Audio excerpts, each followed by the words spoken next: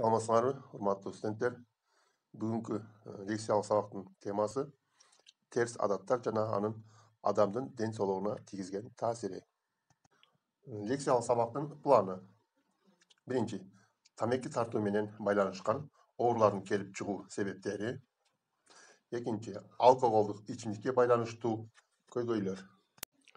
Адат деген эмне? Адат дайыма кайталанып туруучу иштин түрүн аткарууда улам автоматташып жана талапка айланып кеткен иш аракет. Мына ушул жагынан ал машыгуудан жана биргичтиктен айырмаланат. Көндүм болгон талаптар аткарылбаса, адам өзүнө ыңгайсыз, жагымсыз болгон абалды сезип турат. Бул баш мээдеги шарттуу рефлекстин калыптанышына негизделген. Адат терс, өзүнө чөйрөгө зыяндуу жана оң. Адат бардыгына жагымдуу болушу мүмкүн. Мисалы, чылым тартуу, алкоголдук ичимдиктерди ичүү терс адат болуп эсептелет. Ал эми оң адаттар спорттук көнүгүүлөр, тазалык көндүмдөр, кайсы бир эмгектин түрлөрүн так, сапаттуу аткаруу, кандайдыр жүрүм-турум эрежелерин колдонуу, гигиеналык талаптарды сактоо көндүмдөрү. Тамеки тартуу менен байланышкан оорулардын келип чыгуу себептери. Организмге, ден соолукка зыяндуулугуна карабастан тамекини көп чегүүчүлөр психикалык күчтүү талап кылуучу кырдаалда тамеки чеккендер үзгүлтүксүз чегет. Натыйжада көп учурда никотинге каттуу ууланышы мүмкүн. Мисалы, баш ооруп, оозу кургайт, уйкусу бузулат жана башка себептер келип чыгат. Тамекини узак убакыт чегүүдөн никотинге көнүп алат. Абалы начарлап, тамеки чекпей калса же аз чексе кыйналат. Никотин жана тамекинин күйүү продуктулары ден соолукка өтө зыян болгондуктан тамеки чегүүдөн баш тартуу зарыл. Тамеки чегүүнүн баштапкы стадиясында эле дем алуу жана жүрөк кан тамыр системасынын функциясынын бузулушуна, органдар жана ткандардын кычкыртек менен камсыз болуусунун начарлашына, тамекинин түтүнү, артерия канынын кычкыртек менен камсыз кылуучу гемоглобинге терс таасир этет. Мына ушуга байланыштуу бузулуулар болот. Тамеки тартуу менен байланышкан оорулардын келип чыгуу себептерине дагы кайсылар кирет? Тамеки чеккендер инфекциялык ооруларга тез кабылып, мисалы алар тамеки тартпагандарга караганда састык тумоо менен 4 эсе көп оорушат. Ошондой эле жаратылыш жана өндүрүштүк жагымсыз факторлорго алардын организмдери чыдамсыз келет.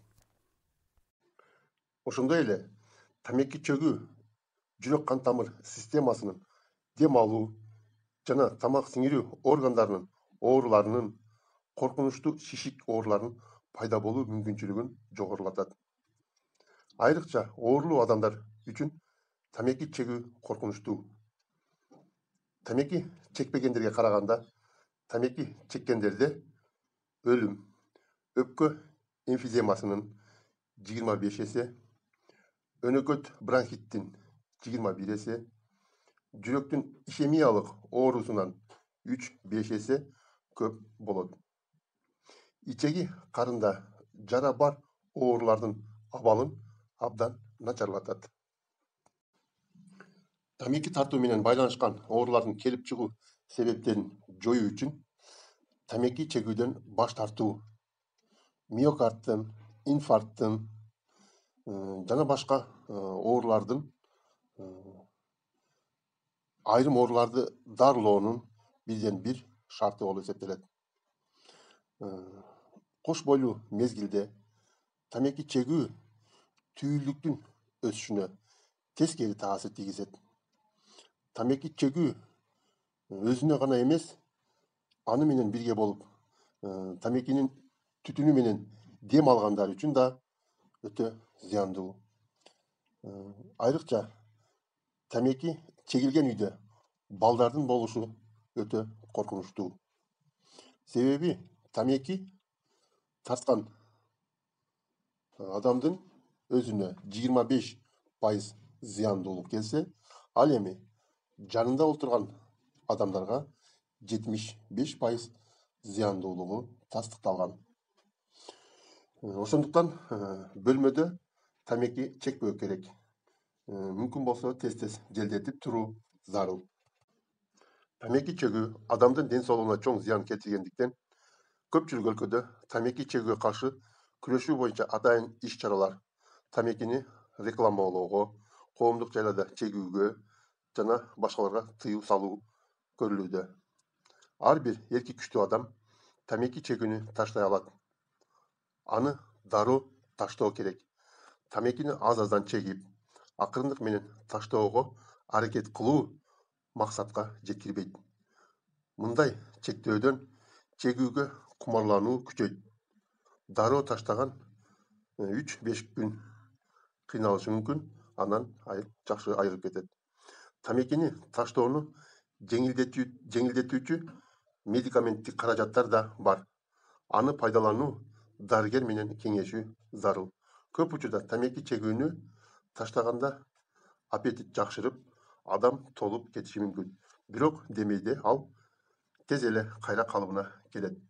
Тамекини таштагандан кийин толуп кетүү үчүн сүт азыктарына, жашылча жемиш, өсүмдүк диетасына жана акырындык менен күч эмгегине же физикалык көнүгүүлөргө өтүү керек.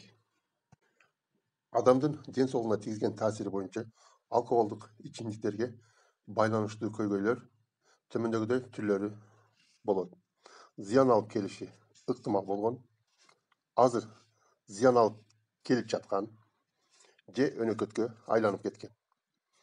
Бүткүл дүйнөлүк саламаттыкты сактоо уюмунун билдирүүсүнө ылайык, ичкиликти кыянат пайдалануунун зыян алып келиши ыктымал болгон түрү адамга келечекте денелик, психикалык жактан зыян алып келиши же аны коомдогу ээлеген абалынан ажыратышы мүмкүн.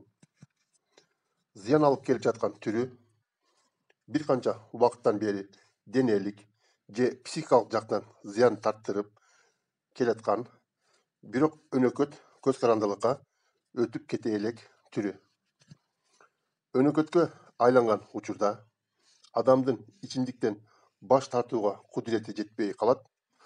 Андай адам натыйжасы залакалуу болоруна карабай ичет, ичпей калса кыйналат. Алкоголдук ичимдикке байланыштуу көйгөйлөр адамдын аял эркек, жаш кары экенине, улутуна карабай залакасын тийгизет. Ал организмге кандай таасир этет? Ченемсиз ичүүнүн эмнеси кооптуу? Ченеми менен ичүү деген эмне? Адамдын ден соолугуна тийгизген таасири боюнча этанол көпчүлүк ичимдиктердин курамына кирген зат. Нерв системасына зыян келтирүүчү же аны бузуучу уу болуп саналат. Мас адам чынында уунун таасири алдында болот. Көп өлчөмдөгү этанол организмди комага жана өлүмгө алып барышы ыктымал. Маселен, Япон студенттеринин арасындагы икиномиден же чоң өлчөмдөгү ичимдикти бир дем менен тартып жиберүү каадасынан жылына бир нече студент жарык дүйнө менен кош айтышат. Организм этанолду зыянсыз затка айландыра алса да, ал үчүн убакыт талап кылынат. Эгер организм келип түшкөн алкоголдук ичимдикти зыянсыз затка айландырып үлгүрө электе ичимдик дагы ичиле берсе, организмде этанол чогулуп отуруп, мээнин иштешине бир топ таасирин тийгизет. Баш мээнин иштешине таасир тийгизет. Кандайча? Сүйлөө, көрүү, ойлонуу жөндөмдөрү, кыймыл аракет жана жүрүм турум мээнин нейрондорундагы химиялык реакциялардын татаал ыраттуулугу менен байланышта.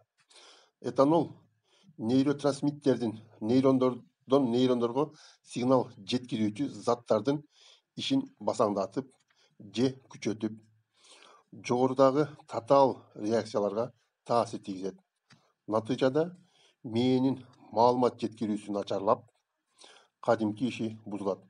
Ошондуктан көп ичкен адамдын тили булдуруктайт, көзү тунарып, алдынан жер көчөт, кыймылы жайлайт, ал жүрүм турумун баамдай албайт, өзүн өзү кармай да албай калат.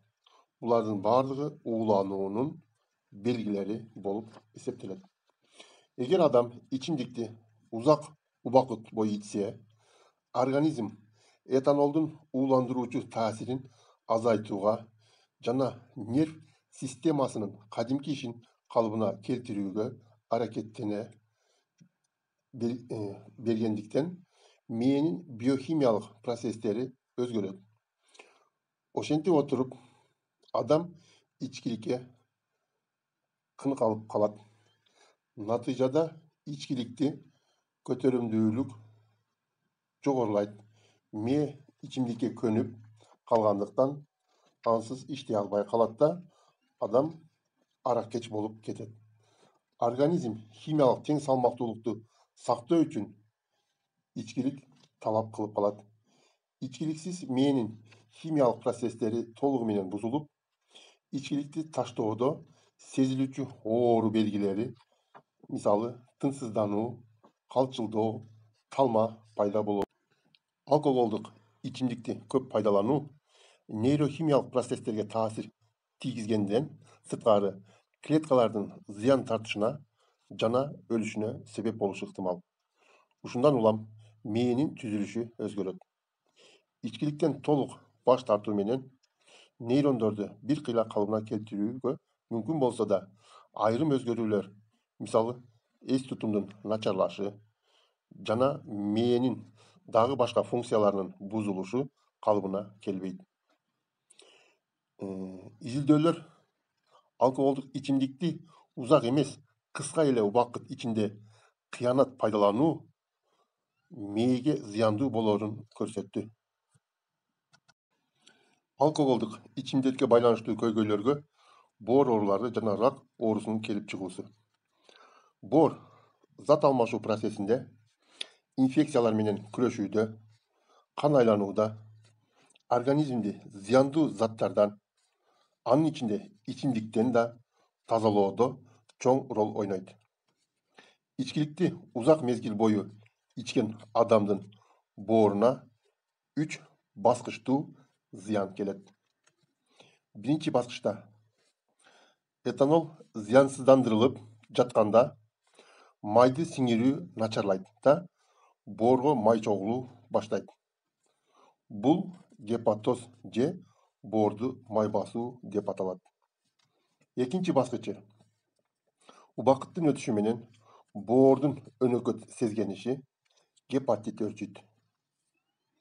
Ичимдик гепатиттин өртүшүнө түздөн түз себеп болгондон сырткары организмдин гепатиттин Б жана С вирустарына каршы туруу жөндөмүн төмөндөтөт. Боордун сезгенишин дарылабаса, клеткалардын бузулушуна жана өлүшүнө алып барат. Мындан сырткары ичимдик клеткалардын өлүшүнүн табигый программасын иштете баштайт. Бул процесс апоптоз деп аталат. Акыркы баскыч боордун циррозу же боордун катышы. Боордун сезгенишинин узакка созулушу жана клеткалардын өлүшү андагы олуттуу өзгөрүүлөргө себеп болот. Натыйжада боордун борпоңдугу жоголуп, анда туташтырма тыкан жайылып өсүп чыгат. Ал тыкандар кандын жакшы айланышына тоскоолдук кылгандыктан боор иштебей калат да адам өлүмгө дуушар болот. Алкоголдук ичимдик боорго дагы башка жагынан терс таасирин тийгизет. Боор ракка алып баруучу заттардын организмди натыйжалуу түрдө коргой албай калат. Алкоголдук ичимдик боордун эле эмес, ооз көңдөйүнүн, таңдайдын, кекиртектин жана кызыл өңгөчтүн рак оорусуна чалдыгуу ыктымалдыгын жогорулатат. Мындан сырткары ооз көңдөйүнүн былжырлуу кабыгынын коргонуу касиетин алсыратат.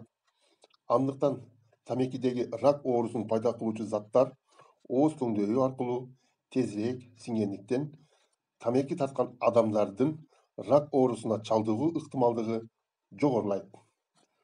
Мына ушул бүгүнкү лекциябыздын материалдары менен тааныштыңар.